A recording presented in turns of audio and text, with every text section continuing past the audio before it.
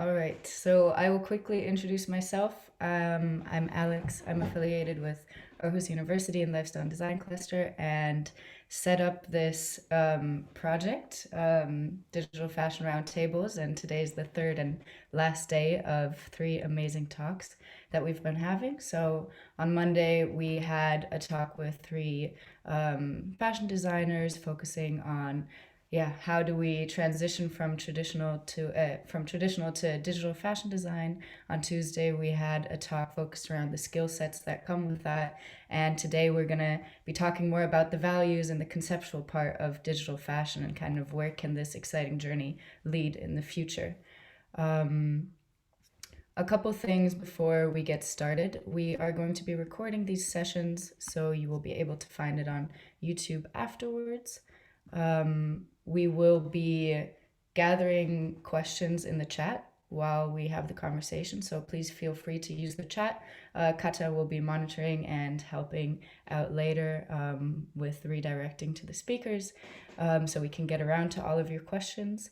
And the third thing I think was that we are also launching a LinkedIn group so that we can keep the conversation going. And we'll be sharing that link in the chat as well, Kata, maybe if you can do that, that would be awesome.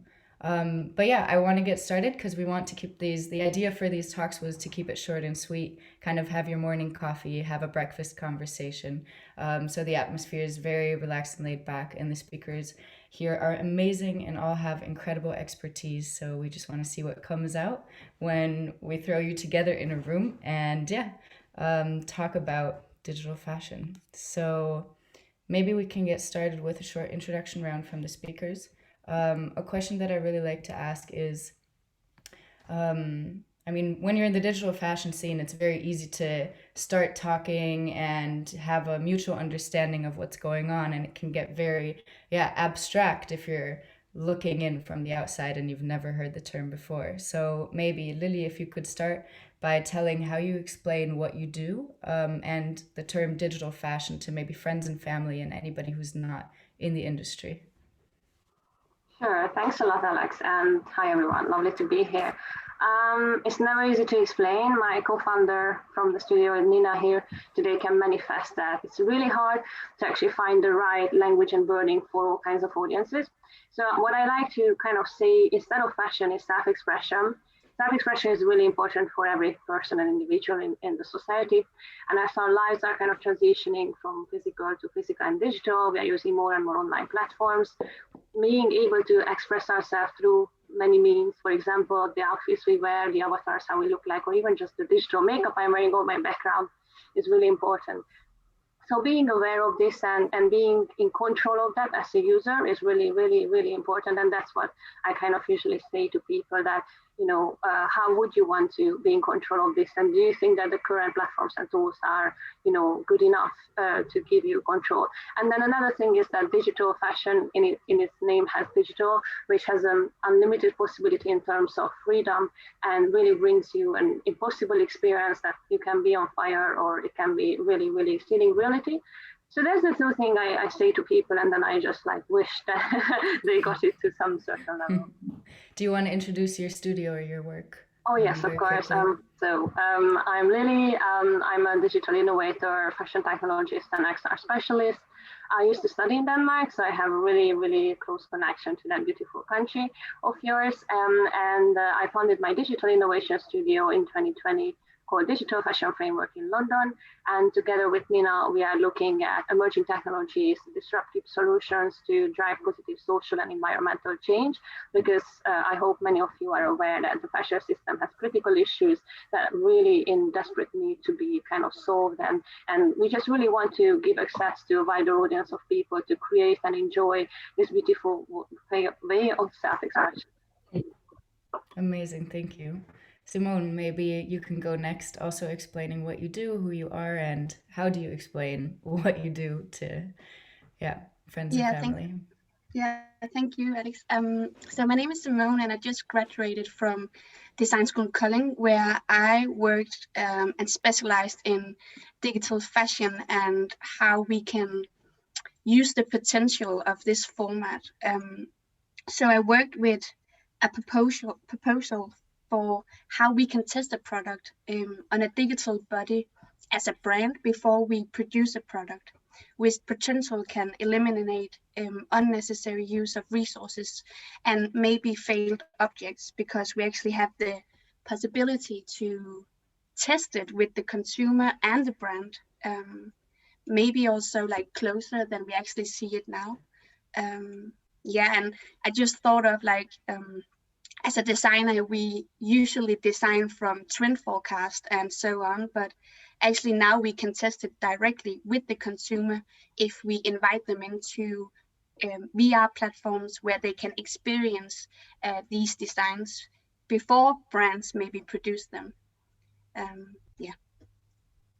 Awesome. And how would you explain what you're doing to friends, like on a very basic level, if you're breaking down digital fashion to someone who maybe isn't even interested in fashion? So yeah, I think it's hard to explain. Like Lily said, like I think it's the next way of see how we create our identities. Like we put on clothes, it affects on how people see us, but now we can explore it even more and more playfulness, because it's gonna be easier in this format, because we don't use any resources except from data to test it. Yeah.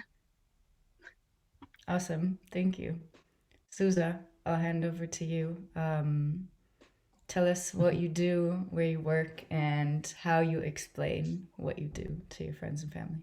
Yes, thank you, Alex. So good morning, everybody. I'm Susa Vos. I'm a digital fashion designer at the Fabricant.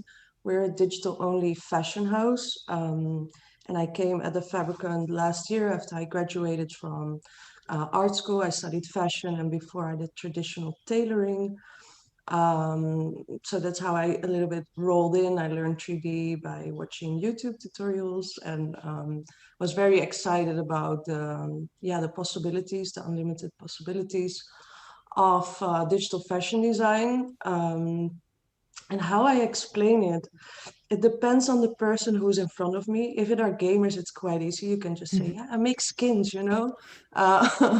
But if they are also not really into gaming, I mostly say, I'm a fashion designer that work with 3D softwares, and basically my laptop is my sewing machine. So yeah, that's basically like the basic way of explaining, and mostly it needs some visual content to really show what it means. Yeah. Yeah, absolutely. Thank you. I'd love to get more into what you do at the Fabricant. It's really amazing. And the part that I want to talk about and what fascinates me so much about the Fabricant is how you're pushing forward the boundaries of how the traditional fashion industry has been working. So there's a lot of values around collaboration and open source. Maybe you want to comment on some of the projects that you have. So for example, the Twitch streams and the, I mean, I know you started with the frops. Maybe you can start with that, comment on the Twitch streams, and also on the challenges, the design challenges that you do. Yeah, so there's so many fruits. Like, where should I start? First of all, like, our vision within that is that like the fashion industry has been for so long very secretivity. Sorry, just waking up. You know, and everything is very behind closed doors. And like the Fabricant is an emerging company of visual effects, gaming, and fashion. So we have a lot of people that were very active within gaming and VFX industry. And within this industry, you have a lot of forums, people helping each other. You have free assets you can download, which is in fashion really like abnormal. You don't share your patents, you don't share where you're creating your collections, or everything is very closed off. You know, nobody's really helping each other out. And we were always looking very up to this kind of community vibe that the gaming and the VFX industry has. So what we try to do within the Fabricant is great, is kind of like environment for everybody to grow beyond, you know, like grow beyond something that we are. in terms of, you know, we can think about something like, let's take an example of the challenge we recently did, the remix challenge of Reveal. We created like 3 basic assets of headgear, and we created our own interpretation of that together with Teresa Manzo, who's a 3D artist, and we created an NFT of it. But what we also did is creating this as a downloadable file, free for anybody to download and just play around with it. And within 10 days, people could send their own artwork in, and those people were featured on our website, and the winner would have a paid collaboration with the fabricant. And what you see then is that people, you know, like everybody starts with the same file, but they create such like different things out of it. You know, it's so yeah, it's so creative, and it's so, you know, like we were so flabbergasted what people could come up with in 10 days. And you saw like on our Discord, people starting to help each other out. How did you do this? How did you do that? How do you do animation? People start asking each other questions, starts to like help each other out, which is like super amazing to see. And then the winner is now like working for a really exciting project. And we are actually learning from, like, of course we do, like we also do Twitch streams in which we share how we work.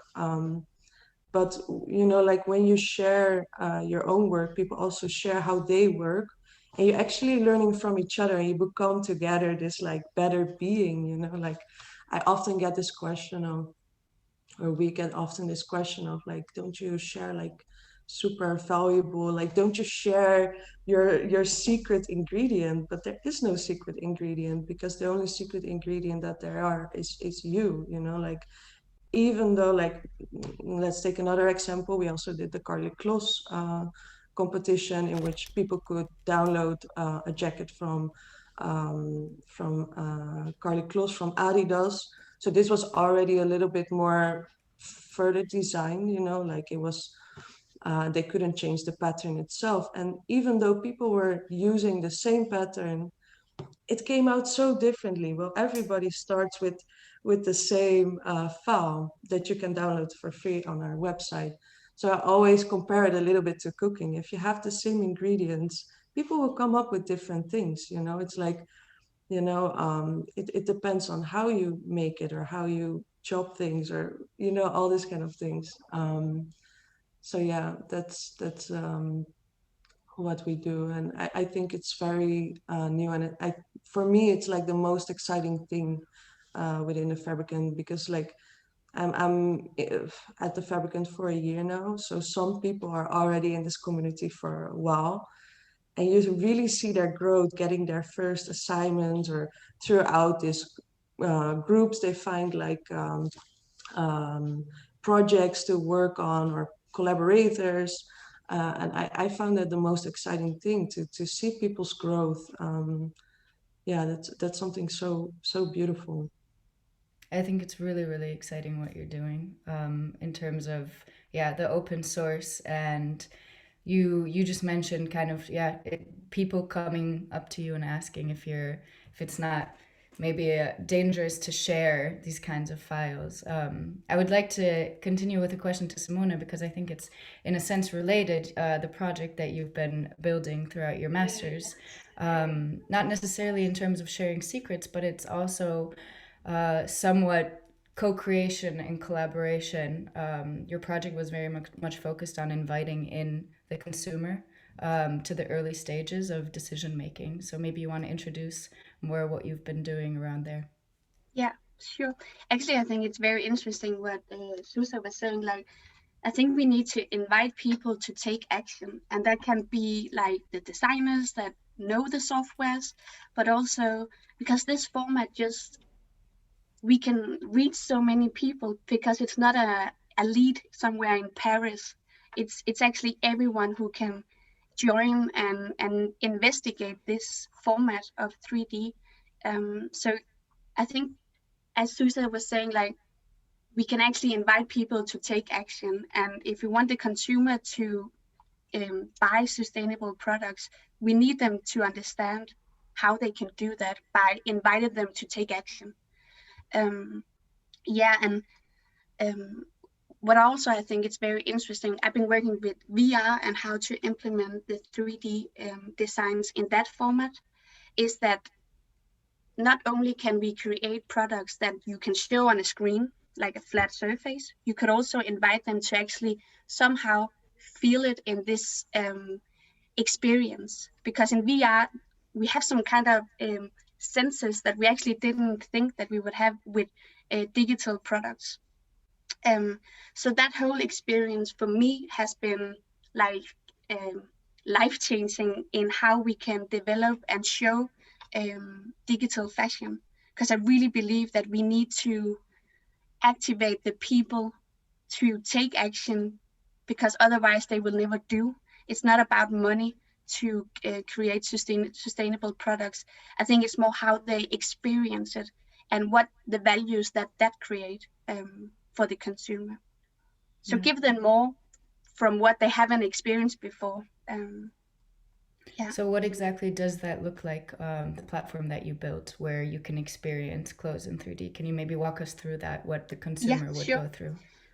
So the experience that I worked with was from I had a brand as a collaborator. And I actually did like a digital collection for the brand, just to show how they can use a platform like the VR platform I created together with Man Studio from yesterday. So actually the idea is that we can collect data from the products that they try on their digital bodies. Also, in that way, we can actually test what products do the consumer find interesting in that format. So maybe we don't need to produce 50 styles for a collection. Maybe we only need to produce 20, because that's the only 20 styles that the consumer finds interesting or can reflect to. Yes, and then from that level of they will choose the product, they would also have the possibility to see it on a digital body from other angles that they normally would do. So you can actually investigate the product in different what's it called? Different experiences. So if you want to see a product when you are cycling on a bicycle, you can do that if it's like programmed. So it's more also how we can see the product from different angles than we normally would do when we buy a product. So the whole animation has also been a huge thing for me. Working with Xsense motion capture suit has been an eye-opener for me. Then how we can use these tools to really investigate the product before we produce it, as a designer, but also a consumer. Yeah. I really love what you say about bringing in the consumer in this decision making around sustainability, because there's a large conversation around educating the consumer, but actually giving them something to do and something, where they can experience. And I mean, there's a big conversation around VR and how it can create empathy. And I think this is also where I want to slide into asking Lily some questions around this. And the work you've been doing with your studio, Lily. I know that you're looking a lot into the tools and technology behind how can we access digital fashion. So it would be amazing if you could give a short introduction to your work there. Of course, and also amazing to hear from so many different angles from Susan and Simone. So what I find really important to make sure that it's kind of clear is that this digital transformation is really something that accommodates how consumers, how us are kind of consuming experiences and forms of self-expression, because the fashion system of today is a product-based, seasonal, still very seasonal kind of setup, and there's a lot of unnecessary item produced or bought. And I think this is transitioning slowly or sometimes faster into something more instant, something more experience-based, less product-based, less physical product-based, especially the younger generation like Gen Z and young millennials. They are really looking for something quick, something impressive, and also not necessarily owning a product, but owning that experience for a shorter period of time. So accommodating this change is where really how we experience and use and even engage in creation with digital items really come in. And I do want to highlight that the accessibility of these platforms and the tools and the level of engagement we can create from a brand perspective to a consumer is still really dependent on the level of technology that we can convey and it's accessible. So for example, when Susan was talking about the community challenges and that people can download a headscarf.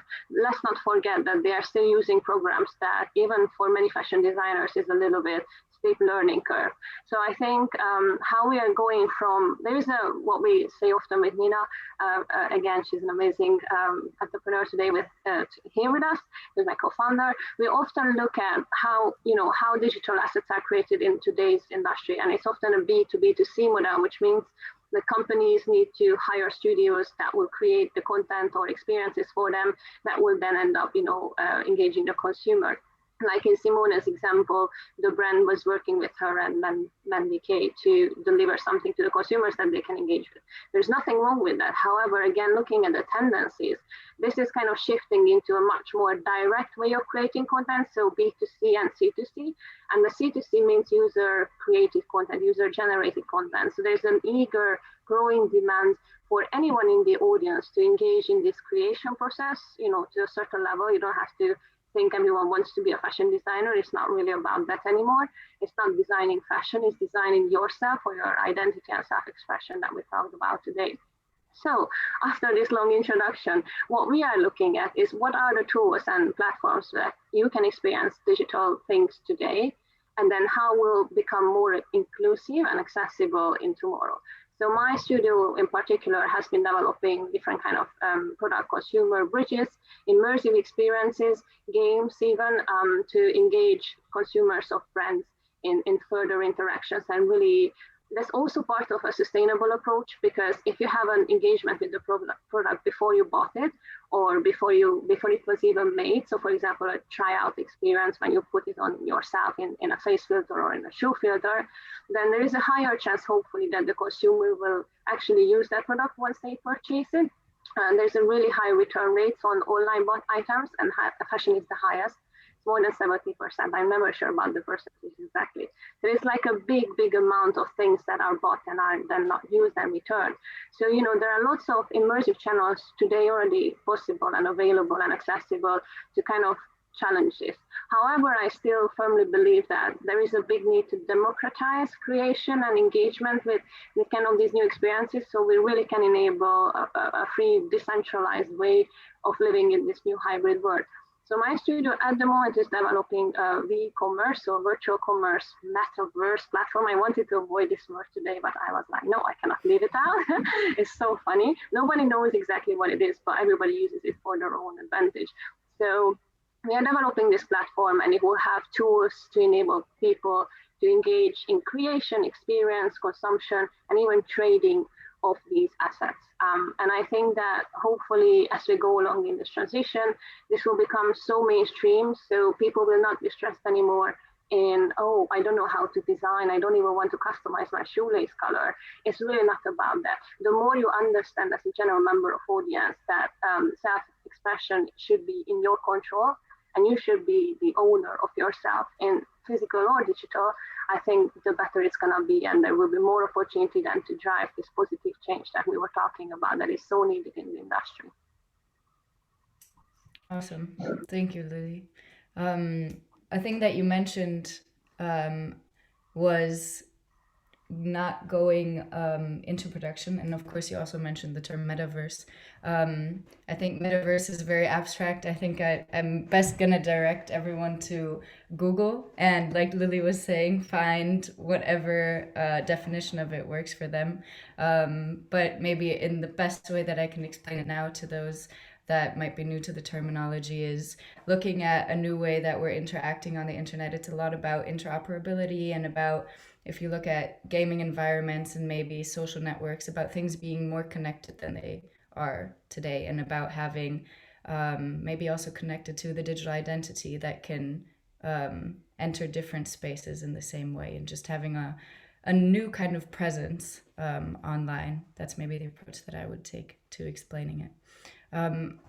What I think is really interesting when we talk about digital fashion is that there's kind of this use of digital fashion for sustainability and more responsible production and consumption, but with the end goal of still producing a garment, so having it as a tool to help us create and produce better. Then, of course, there's the hybrid version where we have both the digital and the physical, and then on the other side we have like with the fabricant the only digital, and we don't go into production. I think all three of you represent quite well these different stages, and I just wanted to kind of maybe bring up the question of when now I'm taking the perspective of a fashion brand who is maybe relatively new to this idea and wants to jump in. What is like a very concrete step that they could take? Because I think when you come into this sphere and you have all of these different options, it can be quite confusing to understand, okay, should I create a completely new garment and a digital asset that I then sell online? Or how do I bring this into my creation and production phase? So maybe I would like to direct this question to all three of you. If you have an idea of maybe a concrete piece of advice on how to get started, and maybe from what angle you would enter the digital fashion space. Maybe Susa, if you want to start. Yeah, that's a super interesting question, and I think there's not one answer to it. As a fashion brand who wants to go into digital fashion and mainly wants to hold on to physical production as well, it could help very well within the production processes. So yeah, it hangs more in the term of sustainability, you know, like first you needed to have like a lot of back and forth when you want to prototype things. Now it can all happen in one place on the computer. As well, like in front of the productions, you know, like when the last samples come in, they have to like photograph it, show their buyers, which is a super hysterical process and very exhausting process for this kind of brands. So all these things can be more sustainable in a way of also like people's well-being, as well, like the amount of materials being used. But what I found more exciting, you know, like how can a brand that was making physical fashion transition to digital, and how can that get value, you know, like how can get a digital asset value when it in terms of you know, not creating anything physical anymore, and that comes really back to ownership, craftsmanship, and yeah, wearing it in a different way, like as you say, like wearing it in the metaverse, creating AR filters, VR filters, wearing it in game, like how we did with the artifact and dematerialized, where you were also a part of and seeing that process. You know, like there are new and like there are new yeah, use cases for fashion, and I feel for fashion brands, it's very exciting to look into that. You know, like also for gaming industry, there's so much money being made for skins, and there are almost no fashion designers working in that, which is completely crazy in my eyes. So I advise a lot of fashion designers, go look into that. There's such a big world out there, you know, like, and it's so interesting to see those characters uh, with an actual fashionable outfit.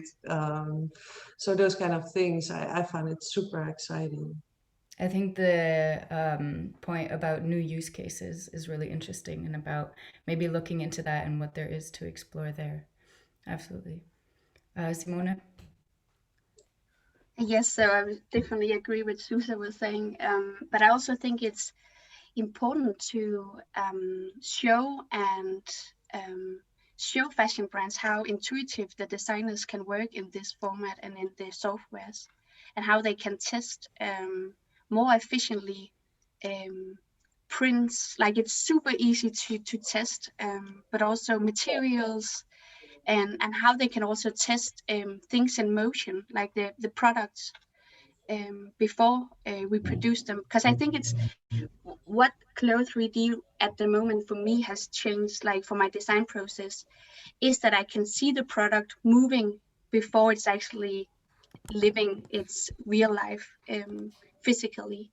So designing for a dynamic product instead of a static product is really something I believe brands should focus on, because we don't live with a product in a static phase. It's always dynamic when it live with us. Yeah. So that's what I want to add. Absolutely. Lily?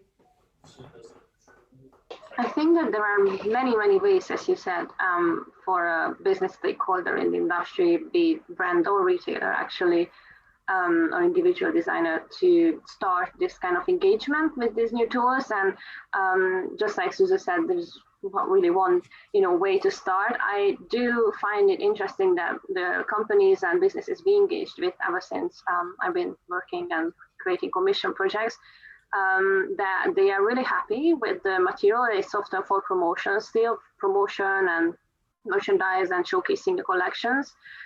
But then they actually have difficulties implementing it into their business model. And because out of the blue, let's say it's a very simple example on an Instagram page, you have all these physical products, beautiful photo shoots, little behind the scene things, this is how I made it or something. And then suddenly they have a digital campaign, and it's just a bit like, for them even, it's a bit hard to comprehend, like, how do I fit this into my brand image?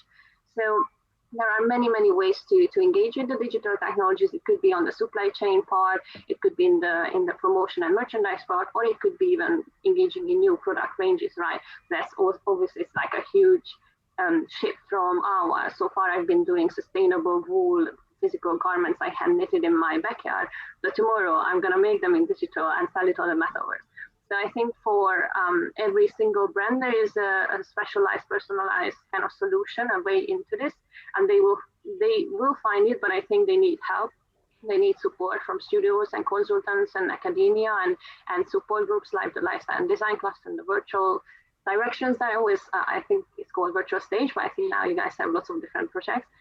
So I think it's really, really core to support the brands, the businesses who are interested here, and equally the emerging designers who are still students. So I think it's as important to kind of like make sure they are well supported and well informed and are given freedom and help to really learn these things when they're coming out of academia, as supporting the brands, because these are the emerging students and designers who will work for those brands. Yeah, I think this is it, but I think they really need help. There are really pioneering advanced brands who, like Tommy Hilfiger, fully digital in supply chain, but there are also brands who are miles away, and that's not a problem because everyone has the right time and the right place to enter. I did want to add one thing. When you're talking about sustainability, I don't think that there are digital options that target sustainability and there are digital options that don't. I think that sustainability should be in everything. In a way, it should be a consideration naturally, either if you're working with digital prototypes to reduce the amount of samples being made and the global logistics and the carbon offset of that, or either if it's used for promotion and then therefore you don't have to do a physical photo shoot, or either if it's reducing the amount of physical products made and instead you're doing maybe digital products, or either you create an on-demand business model where you can give your customers a try out experience and then they can decide which color of whatever sticker they will choose. So I think sustainability and the consideration of how to drive that positive environmental and social impact should be in every single decision that is being made, considering digital tools or not. Yeah, I agree with that. Thanks for adding that. Kata, maybe if we want to open up the round of questions. I don't know if anybody has written any questions in the chat. If not, feel free to do now, or also raise your hand or unmute yourself, and you're welcome. We haven't had any questions in the chat so far, but I encourage everyone to ask their questions. And until then, since we are kind of coming to an end, I have a question. a very future-facing question. And I was wondering, because we were talking a lot about inclusivity and co-creation, and if you let your mind wander, well, how do you see the digital fashion scene, let's say in 10 years? What new trends do you see? How is it going to look? And also a sub question to this, how do you think this will push the more traditional practices in the fashion industry as a whole? Do you want to direct your question, or it's for everyone? I don't know who wants to up for go grabs? first. Exactly. I can start it off. I was for a moment breathing that question in because I love to think about this kind of future forward thinking and just fantasizing of the possibilities of digital fashion. So how I feel about that is what I think we are going to see in the upcoming years are even more of this digital jobs. Like I call myself digital fashion designer. Just before the talk, we were a little bit like talking about it, right? Like that there are new jobs emerging around that. So think about a lot of people call themselves now digital fashion designer. But there will also be a set designer, somebody who makes digital jewelry, somebody that is a digital hairdresser, you know, digital makeup artist. There's so many jobs still to explore in that. And like one thing that we're really missing in the moment are people that can make materials, because a lot of time textile designers is a very specific thing, you know, and people that really understand the craftsmanship behind this material making. It's something we're still missing, and it's like the software is being used for that's very, very close to coding. So I think maybe yeah, I really love to see that develop and where materials are going, like how much we are taking from the real world and how that will be implemented, and also the new things what will happen around it, but also maybe this new digital things in the end will be, you know, being put back into the physical world. So in the end, now we're taking all these references from the real world, but what will happen if digital becomes the new normal? And we're taking actually ideas from that. As well, what I see happening in the future as AR will develop like in a very you know, like a very realistic way. I really believe that we will be walking around in, you know, like very sober skins, and everybody can just, you know, switch an outfit on demand or by your feelings, or maybe when people cross each other and like wearing a glasses, or I don't know, like maybe the Apple glasses that is coming up already gives a little bit of this insight. And maybe like you know, looks will react on each other, because there's so many things happening around us and in us that we are not even aware of. So what if our clothing could feel what we feel and react on those kind of things, you know, like, or yeah, even like, what if we had once a talk and we were talking about, you know, what if you're wearing a digital garment, what is the limited access of that garment around in a space? Could it reach to the sky, or could somebody hack your design? Can somebody steal it on the street? Like, how would that all look, you know? And all these kind of things to just like wonder about. It's really, really interesting. I think we do, like what we are seeing today of digital fashion, it's just like a warm up of what is really coming. Yeah, definitely. That was Something, a Lily? really great answer. Yes. Anything to add, Simone and Lily? Equally like inspirational. Yeah, I think it's super And amazing what Susa just said was like exactly also some of my thoughts. And also like maybe we in the future is gonna have like different communities seeing different digital assets with glasses. So we can divide ourselves. How do we want to be seen from different profiles? So is it the work profile that I want to show now, or is it my like my when I'm with my friends or a digital community?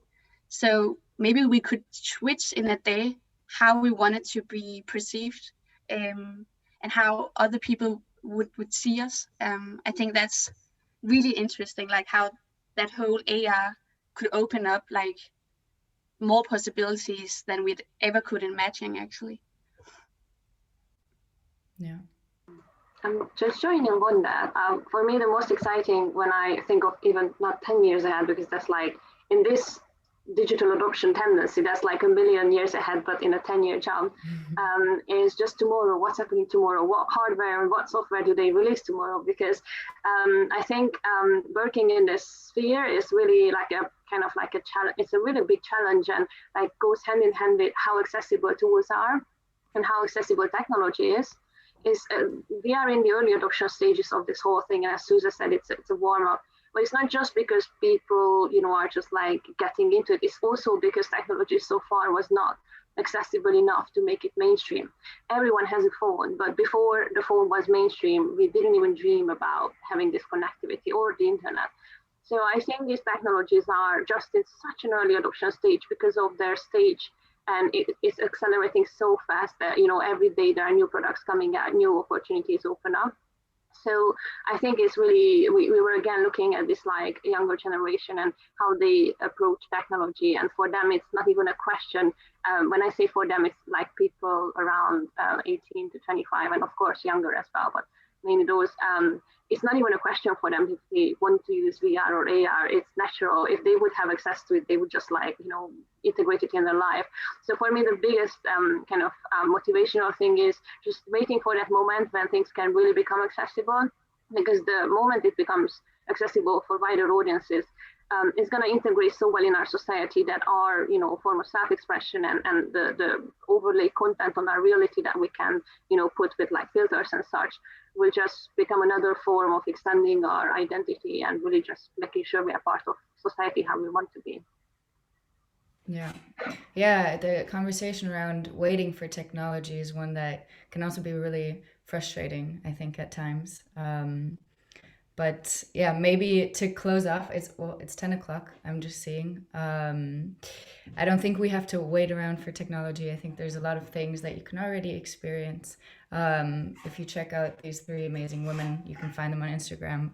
We're going to send links to the speakers' profiles on the LinkedIn group, so I also recommend you join there.